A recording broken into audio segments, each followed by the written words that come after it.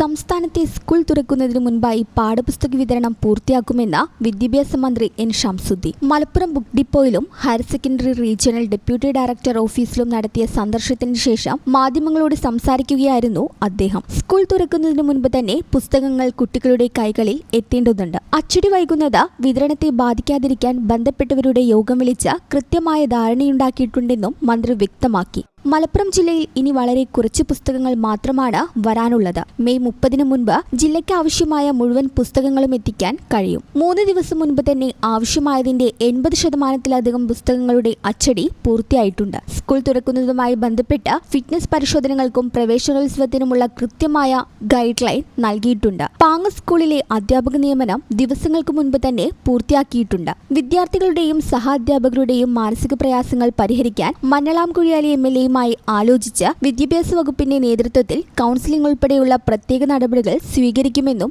മന്ത്രി അറിയിച്ചു. പുസ്തക വിതരണത്തിൽ ആശങ്കകൾ ഉണ്ടായിരുന്നു. പുസ്തക അച്ചടി പൂർത്തീകരിക്കാത്ത പ്രശ്നം ഉണ്ടായിരുന്നു. അച്ചടി പൂർത്തീകരിക്കാൻ വൈകുമ്പോൾ അത് വിതരണത്തെ ബാധിക്കും. അപ്പോൾ അതുകൊണ്ട് തന്നെ ഞങ്ങൾ ആദ്യം പരിശോധിച്ചത് ആ കാര്യമാണ്. ഈ അധ്യയന വർഷം സുഗമമായി തുടങ്ങണമെങ്കിൽ പുസ്തകങ്ങൾ സ്കൂൾ തുറക്കുന്നതിന് മുമ്പ് തന്നെ സ്കൂളുകളിൽ എത്തണം. അപ്പോൾ അന്ന് അവിടെ നിന്ന് ബന്ധപ്പെട്ടവരെ 2-3 തവണ നമ്മൾ വിളിച്ചു ചേർത്തു. അതിലുണ്ടാക്കിയ ഒരു ധാരണ കൃത്യമായി ഈ 29-നകം എല്ലാ സ്കൂളുകളിലും, ഇത് 2-3 ഘട്ടമായിട്ടാണ് പുസ്തകങ്ങൾ എത്തുക, 29-നകം എല്ലായിടത്തും പുസ്തകം എത്തിക്കുക എന്നുള്ളത് തന്നെയാണ്. ഈ ചാനൽ ന്യൂസ് മലപ്പുറം.